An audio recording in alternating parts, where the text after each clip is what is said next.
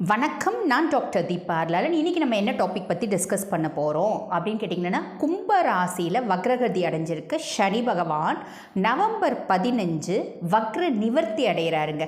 அப்போ இந்த வக்ர நிவர்த்தி அடைகிற சனி பகவானால் நிறைய ராசிகளுக்கு பார்த்திங்கன்னா அபரிவிதமான நற்பலன்கள் அப்படின்றது வரதான் போகுது. அதே மாதிரி ஒரு சில ராசிகளுக்கு ஒரு சில தீய பலன்கள் அப்படின்றது வரப்போகுது.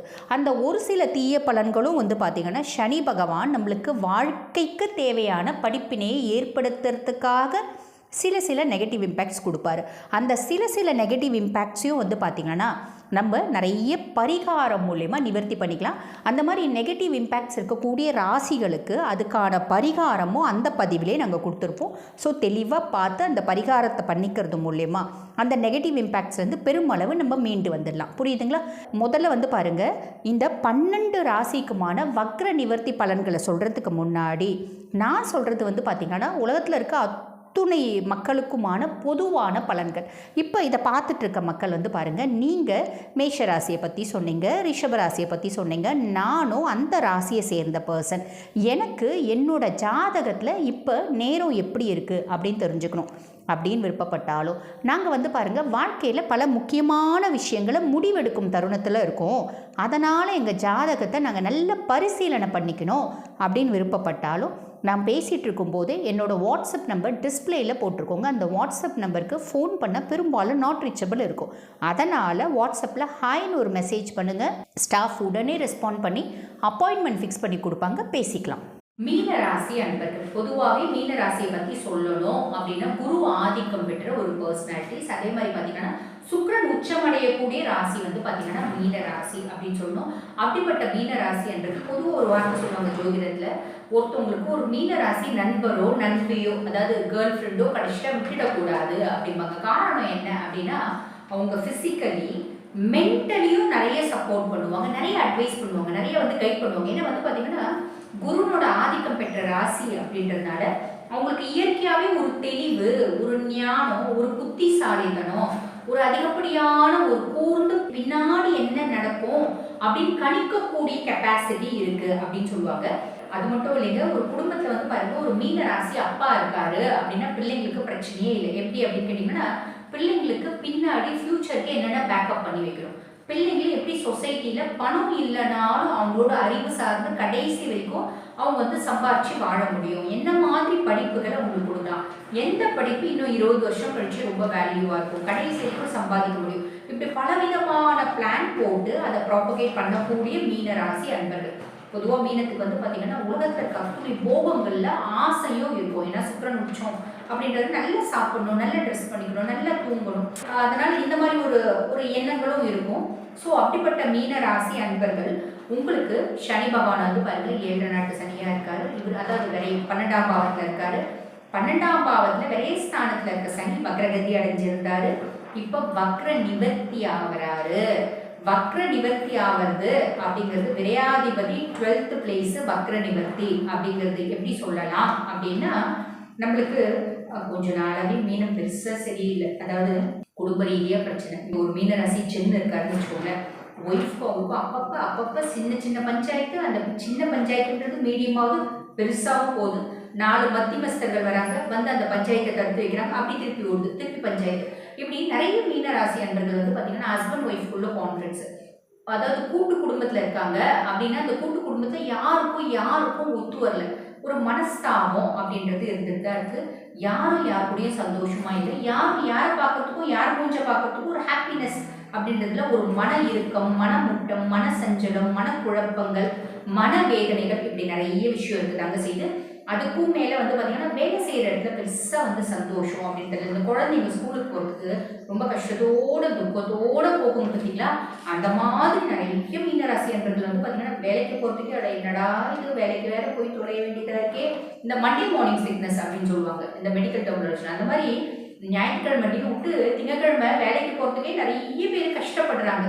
காரணம் என்ன அப்படின்னா, வேலை செய்கிற இடத்துலையும் பார்த்தீங்கன்னா பெருசாக ஒரு நிம்மதி அப்படின்றதுல கான்ஃபிடன்ஸ் இருக்குது, ஒரு மனமுட்டங்கள் இருக்குது. அதாவது இப்போ மீன ராசி இருக்காரு, அவரோட ஹையர் அஃபிஷியல் இருக்காருன்னு வச்சுக்கோங்க, அவருக்கு மேலதிகாரினால மனஸ்தாபம். 10 வருஷமா அந்த இடத்துல தாங்க வேலை செய்யறேன். 10 வருஷத்துக்கு முன்னாடி இருந்து அதே மேலதிகாரி தான். எங்களுக்கு அவங்களுக்கு ஒரு நல்ல பரஸ்பர உறவு அப்படிங்கிறது அப்படின்னு இருந்துச்சு. இன்னும் ஒரு சின்ன விஷயம், அந்த பரஸ்பரம் கெட்டு போச்சு. இல்லைங்க, இவ்வளோ நாள் வரைக்கும் ஒரு மேல் அதிகாரி வேற ஒருத்தர் இருந்தார், இப்போதான் இவர் புதுசாக டிரான்ஸ்ஃபர் ஆகியிருக்காரு, இவர் வந்ததுலேருந்து எனக்கு பெருசாக தெரியலை அப்படின்னு சொல்றதும் உண்டு.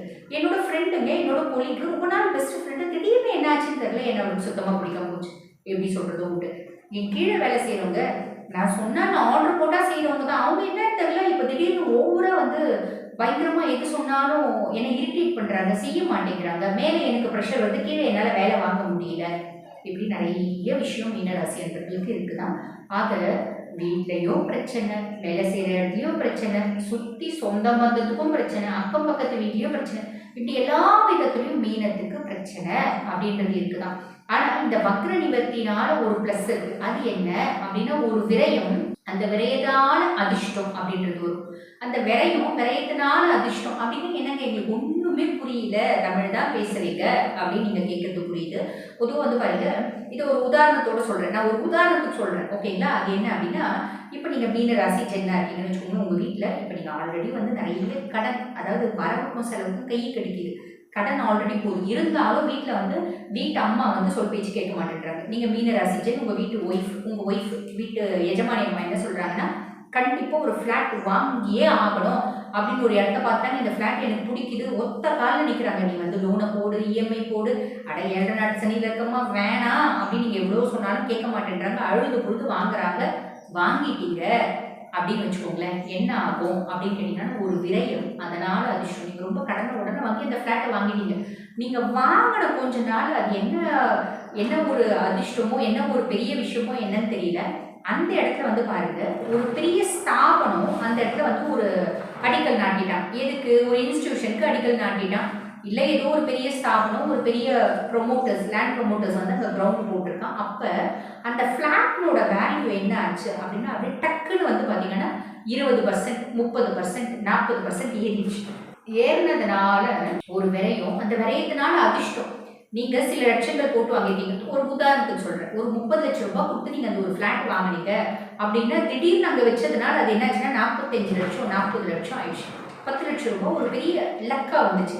இந்த மாதிரி பெரும்பாலும் மீன ராசி அன்பர்களுக்கு அவங்க ஏதோ ஒரு விரயம் அப்படின்னு செய்வாங்க, அந்த விரயத்தினால் ஒரு அதிர்ஷ்டம் அப்படின்றது வரும். அது வந்து எனக்கு தெரிஞ்ச ஒரு உதாரணமாக நான் உங்களுக்கு இந்த ஃப்ளாட்டை வச்சு சொன்னேன். இந்த மாதிரி ஏதோ ஒரு விதத்தில் நம்மளோட விரயம், அதை நம்ம அழுதுகிட்டே செய்வோம், என்னடா கால கொடுமை இது அப்படின்னு அழுதுகிட்டே செய்வோம், ஆனால் அதனால ஒரு அதிர்ஷ்டம் அப்படின்றது வரத்துக்கு நிறைய பேருக்கு வாய்ப்பு உண்டுங்க. ஆக மீனம் பொறுமையா நிதானமா அமைதியை கையாளும் போது நிறைய பிரச்சனைகள்ல இருந்து ஓவர் கம் பண்ணலாம். மீனம் 7 நாட்டு சனி தொடரும் போது அப்ப நம்ம என்ன பண்ணணும் அப்படின்னா, சனி பகவானை பிரீத்தி பண்ணிட்டே இருக்கணும். அதுக்கு என்ன பண்ணணும்? ஹானஸ்டா இருக்கணும். நம்ம செய்யற தொழில ஹானஸ்ட், எல்லா விதத்துலையும் நம்ம ஹானஸ்டா இருக்கிறோம் அப்படின்னா சனி நம்மள ஒண்ணுமே பண்ண மாட்டார். இதுதான் வந்து பாத்தீங்கன்னா சனியோட சீக்ரெட் மந்த்ரா அப்படின்னு சொல்லணும். பட் வந்து பாருங்க, எல்லா நேரத்திலையும் ஹானஸ்டி அப்படின்றத பெரும் அளவுக்கு முயற்சி பண்ணுங்க. பெரும் அளவு ஹானஸ்டா, சின்சியரா, டெடிகேட்டடா உங்க வேலையை செய்யுங்க. சனி உங்களை ஒண்ணுமே கெடுக்க மாட்டாரு. அதுக்கும் மேல வந்து பாத்தீங்கன்னா ஹனுமன் சாலசா அப்படின்னு ஒரு மந்திரம் இருக்கு. அந்த மந்திரத்தை தினந்தோறும் பாராயணம் பண்றது அப்படின்றது மீனம் இனிவரும் காலங்கள்ல வரக்கூடிய பிரச்சனைகளையும் ஓவர்டேக் பண்ண, ஓவர் கம் பண்ண ஹனுமன் சாலசா பெரும் உதவியா இருக்கும். அனுமனோட ஆசீர்வாதத்தினாலே, அனுகிரகத்தினாலும் நீங்க வந்து பாத்தீங்கன்னா இனிவரும் காலத்தையும் பிரச்சனை இல்லாம ஓட்டிக்க முடியும். வாழ்த்துக்கள். மீன ராசி அன்பர்களுக்கு சனி பகவான் 12ஆம் இடத்துல வக்ர நிவர்த்தி அடைகிறாரு. இந்த 12ஆம் இடம்ன்றது பாத்தீங்கன்னா, இந்த இயல்பு நிலைக்கு சனி பகவான் நிவர்த்தி அடையும் போது, வக்ரத்துல இருந்து நிவர்த்தி அடையும் போது சில தேவையில்லாத விரயங்களை கட்டுக்குள்ள கொண்டு வரக்கூடிய ஒரு நேரமாக இருக்கும். அதே சமயத்துல இந்த மீன ராசி அன்பர்களுக்கு தேவையில்லாத பயங்கள் அதிகரிச்சுக்கிட்டே இருக்கும்.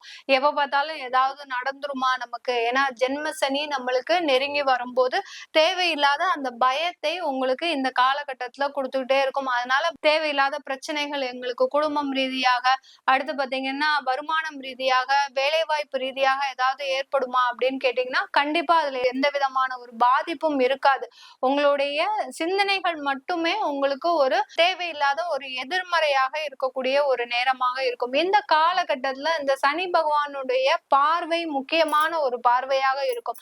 ஏன்னா அவர் அந்த சனி பகவான் அவருடைய இடத்துல இருந்து வந்து 3ஆம் பார்வையாக உங்களுடைய குடும்பஸ்தானத்தை பார்க்க போறார். அடுத்து உங்களுடைய ருணரோக சத்ருஸ்தானமான அந்த 6ஆம் இடத்தை பார்க்க போறார். அடுத்து உங்களுடைய பாக்கியஸ்தானத்தை பார்க்க போறார். அதனால இதனால் வரைக்கும் இருந்த குடும்பத்துல இருக்கக்கூடிய கருத்து வேறுபாடுகள், தேவையில்லாத பிரச்சனைகள், வருமானமின்மை, இதனால் வரைக்கும் ஒரு 6 மாதமாக பாத்தீங்கன்னா வீட்டு வாடகை கூட செலுத்த முடியாம நீங்க ஒரு அளவுக்கு சமாளிச்சு வந்துட்டு இருப்பீங்க. இன்னைக்கு வேலை கிடைச்சிடும், அடுத்த மாதம் வேலை கிடைச்சிடும் அப்படின்னு சமாளிச்சு வந்துட்டு இருப்பீங்க. அது எல்லாமே நிவர்த்தி ஆகக்கூடிய ஒரு நேரமாக தான் இருக்க போகுது இந்த மீன ராசி அன்பர்களுக்கு. குடும்பம் சம்பந்தமான வருமானங்கள் அதிகரிக்கக்கூடிய ஒரு நேரமாக இருக்கும். அதே சமயத்துல நிறைய கடன்களை முடிக்கக்கூடிய, அதாவது கடன் எல்லாம் இருந்ததுன்னா அதுல இருந்தெல்லாம் கொஞ்சம் நிவாரணம் அளிக்கக்கூடிய, ஒரு நிவர்த்தி பெறக்கூடிய ஒரு நேரமாக இருக்கும். சில பேருக்கு மீன ராசி அன்பர்களுக்கு தொழில் ரீதியாக கடன்கள்லாம் வரக்கூடிய ஒரு சில நேரமாகவும் இருக்கும். ஏதாவது ஒரு லோன் அப்ளை பண்ணியிருந்தீங்கன்னா தொழில் முறையாக அதெல்லாமே உங்களுக்கு அப்ரூவல் ஆகக்கூடிய ஒரு நேரமாகவும் இருக்கக்கூடிய ஒரு நேரமாக தான் இருக்கு இந்த மீன ராசி என்பர்களுக்கு. இந்த மீன ராசி என்பர்களுக்கு பாக்கியஸ்தானத்தை அந்த சனி பகவான் பார்க்கறதுனால உங்களுக்கு வரவேண்டிய வருமானங்கள், வரவேண்டிய வேலை வாய்ப்புகள், அடுத்து பாத்தீங்கன்னா நீங்க சில பேர் மீனராசி என்பர்கள் சொத்துக்கள் எல்லாம் இழந்திருப்பீங்க. சில பேர் சொத்துக்களை வங்கியில அடமானமா வச்சிருப்பீங்க. அதெல்லாம் மீட்டெடுக்க முடியுமா அப்படின்ற ஒரு பயம் இருந்துகிட்டே இருக்கும். அது எல்லாத்தையுமே நிவர்த்தி அடையக்கூடிய, அதுல இருந்தெல்லாம் நீங்க மீண்டு எழக்கூடிய ஒரு நேரமாக தான் இருக்க போகுது இந்த மீன ராசி அன்பர்களுக்கு. மீன ராசியில பூரட்டாதி நட்சத்திர அன்பர்களுக்கு இந்த சனியினுடைய வக்ரம் பாத்தீங்கன்னா நிவர்த்தி பாத்தீங்கன்னா உங்களுக்கு ஒரு நல்ல ஒரு முன்னேற்றத்தை தரப்போகுது. எந்தெந்த இடத்துல எல்லாம் நீங்க ஆப்பர்ச்சுனிட்டியை யூஸ் பண்ணணும்னு நினைக்கிறீங்களோ அந்த இடத்துல எல்லாம் வாய்ப்புகளை பயன்படுத்துங்க. கண்டிப்பா அந்த வாய்ப்புகள் மூலமாக உங்களுக்கு மிகப்பெரிய வருமானம்ன்றது இந்த காலகட்டத்துல காத்துட்டு இருக்குது. இந்த பூரட்டாதி நட்சத்திர அன்பர்களுக்கு இந்த காலகட்டம் நல்ல ஒரு இடமாற்றங்கள், அதாவது நீண்ட தூர பயணம் மேற்கொள்வதற்கான ஒரு செயல்கள் இருக்கும். தொழில்முறை ரீதியான ஒரு பயணங்கள், அலுவலக ரீதியான பயணங்கள், சில பேருக்கு ஃபாரின் போகக்கூடிய ஒரு ஆப்பர்ச்சுனிட்டி எல்லாம் இருக்கக்கூடிய ஒரு நேரமாக தான் இருக்க போகுது. அடுத்து உத்திரட்டாதி நட்சத்திரம் சனியினுடைய நட்சத்திரம். சனியினுடைய நட்சத்திரமான இந்த உத்திரட்டாதி நட்சத்திர அன்பர்களுக்கு தான் இது முக்கியமான ஒரு காலகட்டமே.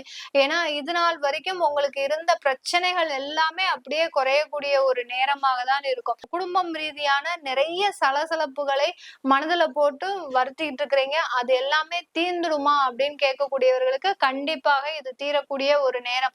உத்திரட்டாதி நட்சத்திர அன்பர்கள் தான் நிறைய பேர் டைவர்ஸ் அந்த மாதிரி எல்லாம் ஆகக்கூடிய ஒரு நேரத்துல இருக்கிறீங்க.